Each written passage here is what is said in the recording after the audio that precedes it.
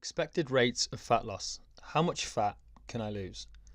And this is one of the problems I often encounter with individuals who have unrealistic expectations of not only the weight that they can lose or the fat mass they can lose and the time they can lose it in, but actually what would be required of them if they were to lose such weight. Again, as individuals, we tend to plan, think in best case scenario, especially when we're super motivated. So this isn't to deter you, this is just to give you the information on what we can expect in terms of weight loss. So your rate of fat loss is going to be determined predominantly by the weight that you're currently starting at. Of course, bigger individuals can lose more weight more quickly. And the size of your calorie deficit. And remember, calorie deficit is the amount of calories that you're burning minus the amount of calories that you're taking in. And whatever we're left with there is the size of your deficit. So let's unpack these issues a little bit further. So the weight of individual, as we said, the larger individuals with greater body fat can expect greater initial rates of fat loss. And therefore, using body weight makes the weight loss relative. So we're going to use a percentage based off your current size. So for example,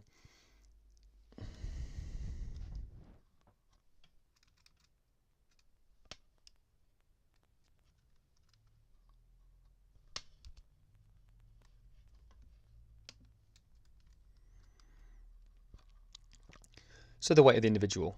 As I just said, larger individuals with greater body fat can expect greater initial rates of fat loss.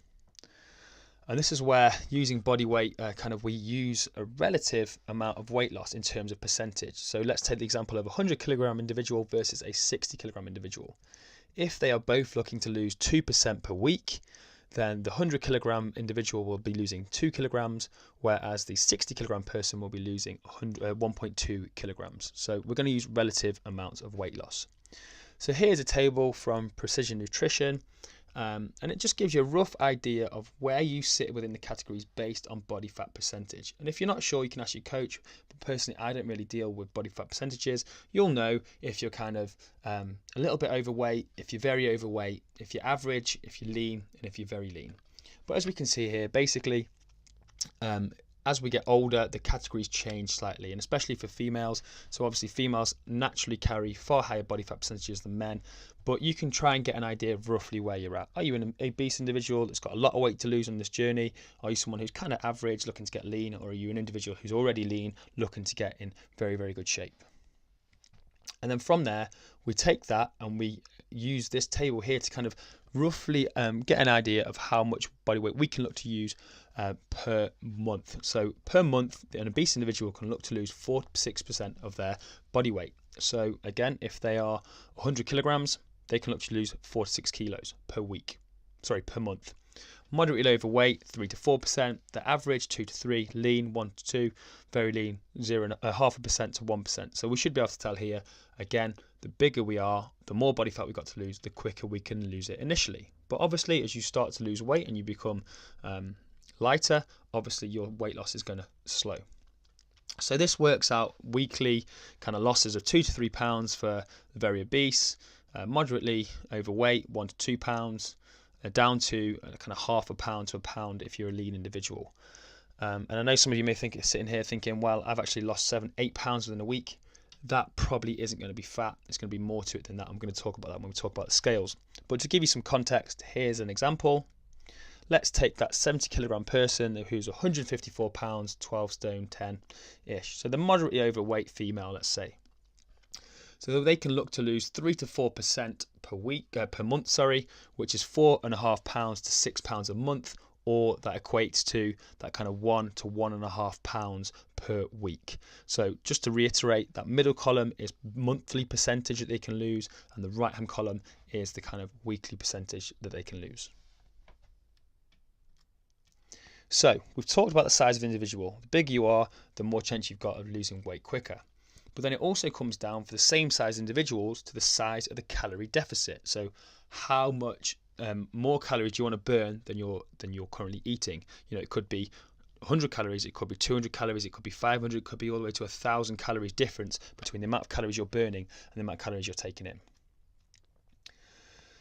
So we have kind of two broad brush categories. We have larger deficits where we're going to have really hard dieting followed by a period of recovery and then maybe some dieting again, so that diet break that we've talked about before. Or we might have some smaller deficits where we look to work on behavior change and things like that. And, as I say, I use a car analogy a lot, but there are many routes to the same destination. Some are quicker and some are slower.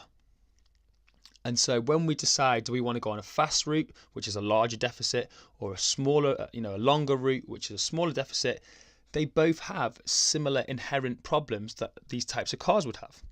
So if we think of that faster route where we're dieting hobbies, if we were in a car, that faster route could be slightly more dangerous, could be more chance that it's going to take more out of you, increased risk of maybe a flat tire, which in this case is you kind of falling off the diet and having a binge, having takeaway that you're not supposed to have, or taking on some sort of damage to your car because you're going over roads you shouldn't go onto. And that can happen to you psychologically. Being on very few calories is very, very tough. But if you can stick to it and you can stay on the road, you're going to get there quicker. So that's going to be your larger calorie deficit where you're cutting calories quicker.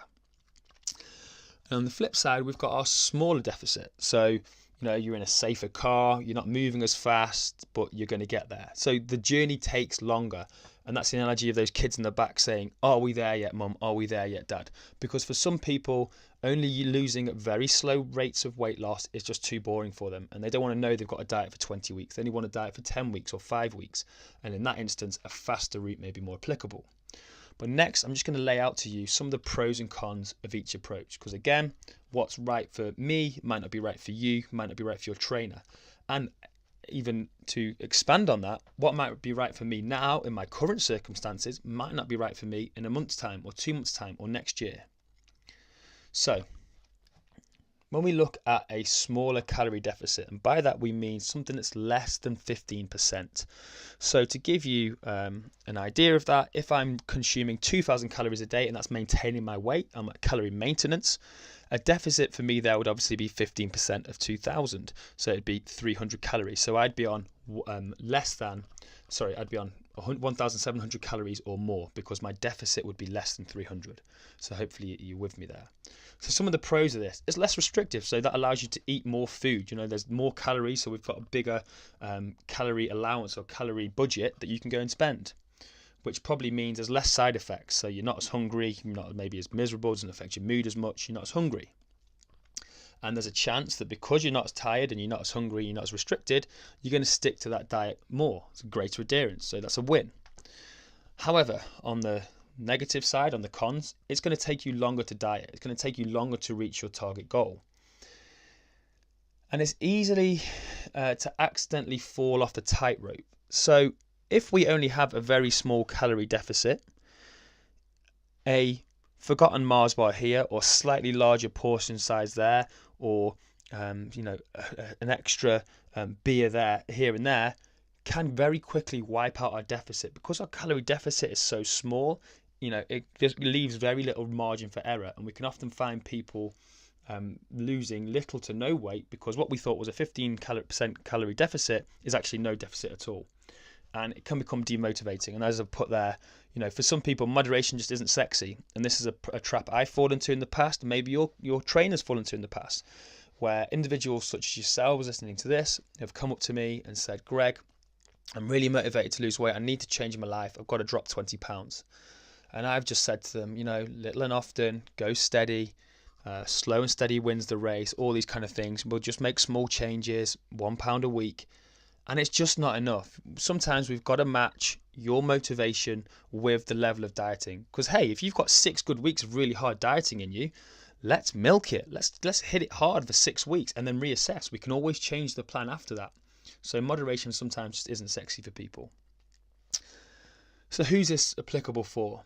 Those with a longer time to diet.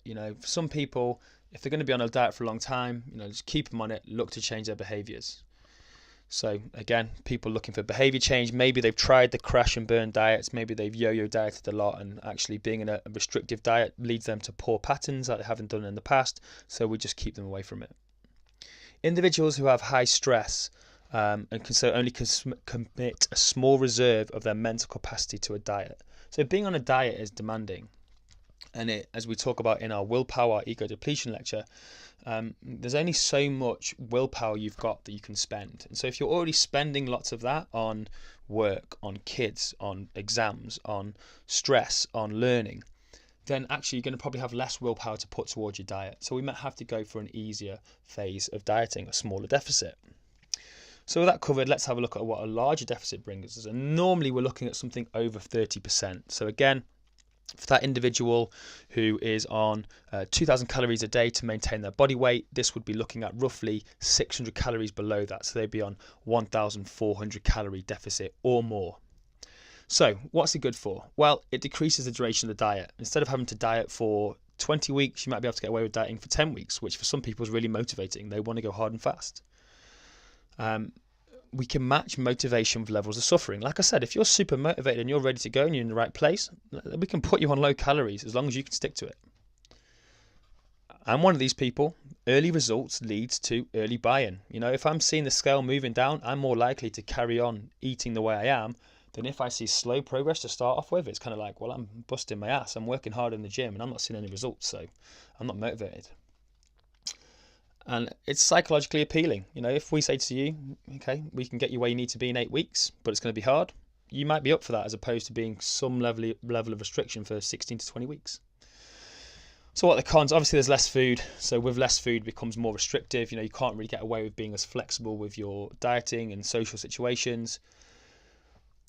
We have to be able to match as a trainer. This is where our role comes in, to match your wanting to diet with your ability to diet, because many of us have dieted before and put weight back on.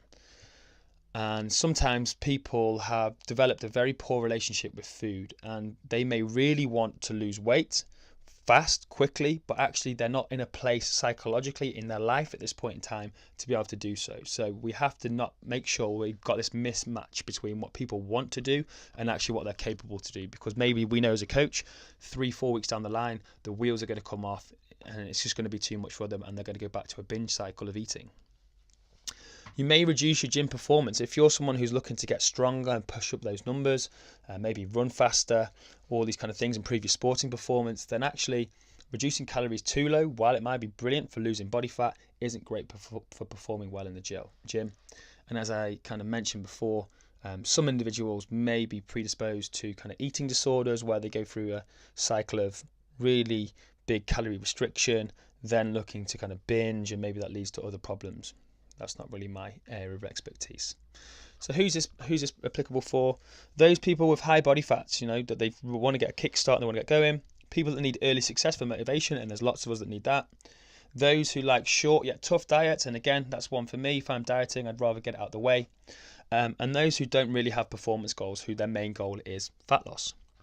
So there we've talked about our kind of rates of weight loss and what we can expect. And remember, it's based on the size that you are currently at, and then the size of the calorie deficit we're going to put you in.